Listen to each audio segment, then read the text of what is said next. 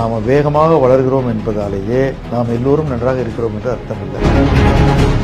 Dollar ஸ்ட்ராங்காக அமெரிக்க டாலருக்கு வேலை அமெரிக்காவில் தானே, நீ எதுக்கு ஊரை சுற்றிட்டு இருக்க, இங்கே வா, அங்கே என்ன போய் சம்பாதிக்கிற, இங்கே நம்ம சம்பாதிக்கலாம் வா அப்படிங்கிற மாதிரிங்கிற ஒரு ஃபிலாசபியில் அமெரிக்க டாலர் அமெரிக்காவுக்குள்ளே போகுதுன்னா இந்தியாவிலேருந்து வெளியேறணும். இந்தியாவில் அது வந்து ரொம்ப நாள் ஆச்சு. இங்கே வந்து இருந்து அது நல்ல சீப்பான ஸ்டாக்ஸ் எல்லாம் வாங்கி நல்ல விலை ஏறிடுச்சு. இப்போ அவங்க விற்றா கூட அவங்களுக்கு நஷ்டம் கிடையாது. அதனால அவங்க வெளியில் போயிடுவாங்க. ஸோ இது வந்து ரொம்ப நாளாக அவங்க வாங்கிக்கிட்டே இருந்ததை. இன்னொன்று என்னென்னா, எஃப்ஐஐ வெளியில் எடுத்துகிட்டு போகிறாங்கன்னா, எஃப்ஐஐங்கிறதும் ஒரு குரூப் கிடையாது. எஃப்ஐஐக்குள்ளே 4-5 பேர் இருக்காங்க. நம்ம எல்லாரையும் இந்தியான்னு ஒரே மாதிரி பிஹேவ் பண்ணுது. இந்தியாவில் தமிழ்நாடு ஒரு மாதிரி பிஹேவ் பண்ணுது, பீகார் வேற மாதிரி பிஹேவ் பண்ணுது. அந்த மாதிரி பிஹேவியரில் இதுக்குள்ளார வந்து பர்மனெண்ட்டாக இருக்கக்கூடிய ஃபண்ட்ஸ் இருக்காங்க.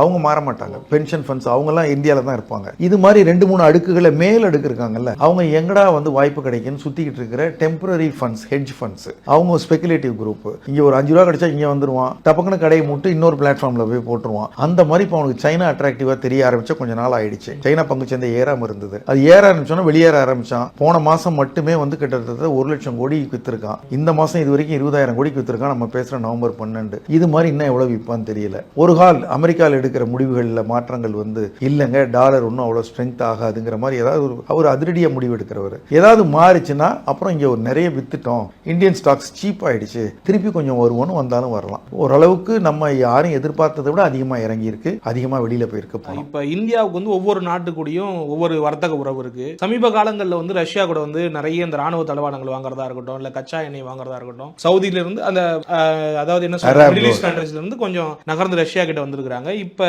அமெரிக்கா வந்து ட்ரம்ப் வந்திருக்கிறதால நீங்க சொன்ன மாதிரி கொஞ்சம் அதிரடியாக நடவடிக்கை எடுக்கக்கூடிய ஒரு மூர்க்கத்தனமானு கூட சொல்லலாம். அப்படி இருக்கும்போது அந்த புற அழுத்தம் இந்தியா மேல விழும்போது இந்த மாதிரியான வர்த்தக ரீதியான குளறுபடிகள் ஏதாவது இந்தியாவுக்கு ஏற்படுறதுக்கு வாய்ப்பு இருக்கா? அதாவது வந்து அவர் ரஷ்யாவோட நட்பா இருப்பாருங்கிற ஒரு சந்தேகம் இருக்கு. அவர் போன முறை ஜெயிச்சதுக்கே ரஷ்யா காரணம்னு சொல்றவங்கலாம் இருக்காங்க. அதனால வியாபாரிகள் சண்டை போட மாட்டாங்க. இவர் வந்து அதனாலதான் ஸ்டாக் மார்க்கெட் ஏறுது. இவருக்கு வந்து ஒரு பழைய ஹிஸ்டரி எல்லாம் ஞாபகம் வச்சுக்கிட்டு இவனை அடிக்கணும் அவனை அடிக்கணுங்கிற மாதிரிலாம் கிடையாது. ரொம்ப பிராக்டிகலா இன்னைக்கு நம்ம பணம் பண்ணணும், நம்ம இன்ஃபிளேஷனை குறைக்கணும், நம்ம ஆளுங்களுக்கு வேலை கொடுக்கணும், நம்ம ஆளுங்களுக்கு கார்பரேட் டாக்ஸை குறைக்கணும், நிறைய லாபம் பண்ணணும், அமெரிக்கா பழைய மாதிரி பெருசாகணும், நம்ம பழைய குளோரியை கொண்டு வருவோம். இதான் அவர் சொல்லிட்டு இருக்காரு. அப்படிங்கிற போது ரஷ்யாவோட சண்டை போட்டு இதுக்கிட்ட நம்ம கடனை அதிகமாக்கிட்டு இருக்கோம், விடுறா சண்டையை. அப்படித்தானே ஒரு கோல்டன் பீரியட் இருந்தது. முன்னாடி வந்து 2 பேரும் அணு ஆயுதங்களை ஒருத்தரை நோக்கி திருப்பி ஒருத்தர் வச்சுக்கிட்டு ரொனால்ட் ரீகன் பீரியட்ல ரொம்ப டஃப். என்னைக்கு வேணா நியூக்ளியர் வார் வர்ற மாதிரி இருந்தது. அதெல்லாம் மாறி போய் நடுவில் ஒரு கோல்டன் பீரியட் வந்தது. அமைதியா இருந்தாங்க 2 பேரும், அவங்கவுங்க டெவலப்மெண்ட்டை பார்த்தாங்க. இப்போ திரும்பி கொஞ்சம் இந்த சாதாரண ஆயுதங்களை உற்பத்தி பண்ற முதலாளிகள் தூண்டி தான் இந்த போரே நடந்ததுன்னு கென்னடி குடும்பத்திலிருந்து ஒருத்தர் பேசின வீடியோ நான் ஒன்று பார்த்தேன்.